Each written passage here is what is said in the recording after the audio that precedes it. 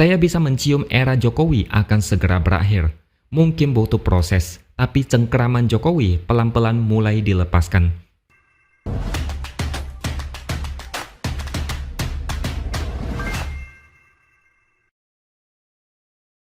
Halo, bertemu lagi dengan saya, X Hardy, di Opini Seaworld.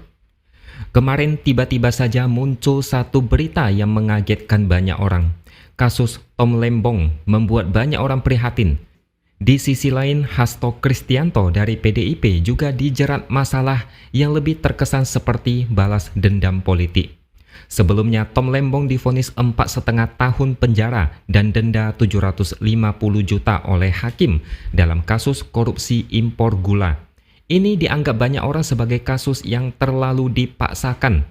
Sedangkan Hasto Kristianto divonis 3,5 tahun penjara. Kita semua sudah tahu siapa yang paling tersenyum di balik semua ini. Salah satu orang yang dianggap sebagai pendendam yang topeng luarnya terlihat santun, tapi isi hatinya penuh dengan hawa nafsu kekuasaan dan dendam politik.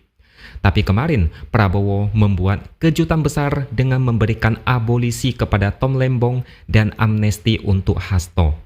Usulan itu kemudian diserahkan dan disetujui oleh DPR melalui rapat konsultasi DPR dan pemerintah. Akhirnya, dua orang ini bisa dibebaskan. Kalau kalian baca di berita, salah satu pertimbangan pemberian abolisi dan amnesti kepada dua orang ini adalah salah satunya karena menginginkan persatuan dalam rangka perayaan 17 Agustus. Bagi yang kurang paham, saya akan jelaskan secara ringkas. Abolisi adalah penghapusan proses hukum terhadap seseorang yang sedang menjalani proses hukum, mulai dari penyidikan, penyelidikan, atau penuntutan pidana. Dengan begitu, proses hukum dihentikan kepada terdakwa kasus pidana, seolah-olah tidak pernah terjadi. Nama yang bersangkutan juga dibersihkan.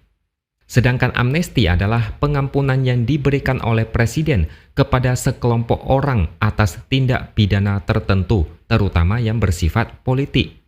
Sebenarnya ada banyak yang bisa dibahas dari manuver Prabowo ini.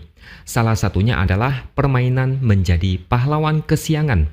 Saya agak lucu melihat komentar-komentar dari netizen terkait ini. Prabowo dianggap pahlawan yang muncul di menit-menit terakhir. Setelah isu menjadi liar dan viral, serta dihujat rakyat, Prabowo muncul dan menjadi pahlawan penyelamat. Mereka tidak salah sih, karena ini memang fakta. Karena sebelum ini ada banyak sekali kebijakan-kebijakan aneh dan menyusahkan rakyat. Setelah viral, kemudian barulah dibatalkan Presiden. Mereka berkesimpulan ini adalah drama yang sudah bisa ditebak dari awal. Tapi saya tidak akan melihat sudut pandang ini karena ada hal yang lebih menarik dan menegangkan seperti di film-film thriller. Kalian pasti sudah tahu kenapa orang-orang seperti Tom Lembong dan Hasto Kristianto terkena kasus hukum. Ada dugaan kriminalisasi dengan faktor perbedaan haluan politik. Atau secara brutal bisa saja kita sebut balas dendam politik. Tapi semua carut-marut ini dibereskan Prabowo dalam sekejap. Kenapa? Kalau menurut analisis saya, Prabowo punya sifat yang sangat jelas. Dia malas kalau ada isu-isu yang sifatnya ribut-ribut. Dia paling tidak suka keributan politik. Makanya Prabowo dari awal cenderung memilih untuk merangkul semua pihak setelah Pilpres selesai. Di sisi lain, Prabowo seperti mendapatkan tekanan yang sangat besar, baik di dalam maupun di luar negeri. Apalagi kasus Tom Lembong ini terlalu dipaksakan dan ini tidak baik untuk Prabowo kalau tetap nekat dilanjutkan.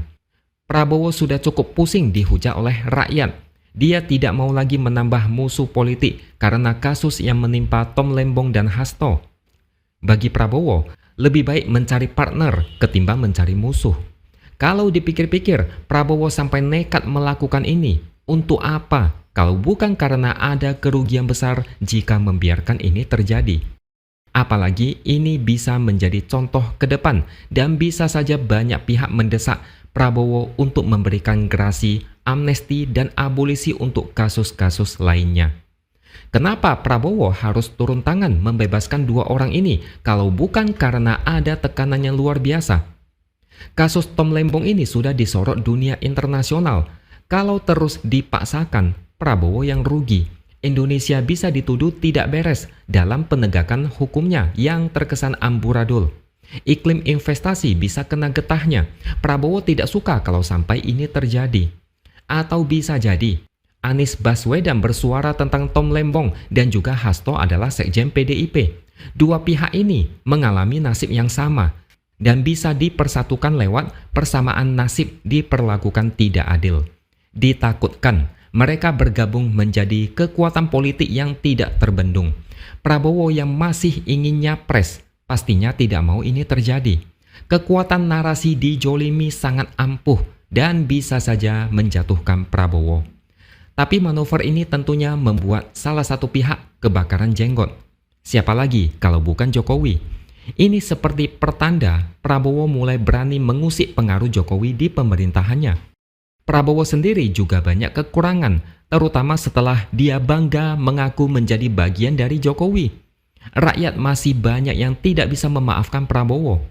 Hanya dengan lepas dari Jokowi, maka Prabowo akan menjadi pahlawan yang sesungguhnya, bukan pahlawan kesiangan yang terbentuk dari drama politik murahan. Saya bisa mencium era Jokowi akan segera berakhir. Mungkin butuh proses, tapi cengkeraman Jokowi pelan-pelan mulai dilepaskan. Bagi yang selama ini tertawa dengan vonis terhadap Tom Lembong dan Hasto, mungkin sekarang sedang kejang-kejang masal mendengar berita ini. Ini seperti petir di siang bolong, plot twist yang tidak disangka-sangka. Para buzzer langsung keram otak, tidak bisa menerima kenyataan. Ya, begitulah politik. Hari ini tertawa puas, besoknya bisa saja menangis sambil meraung-raung. Semoga ini adalah jalan menuju berakhirnya kekuasaan Jokowi. Sudah cukup negara ini ribut karena satu orang ini.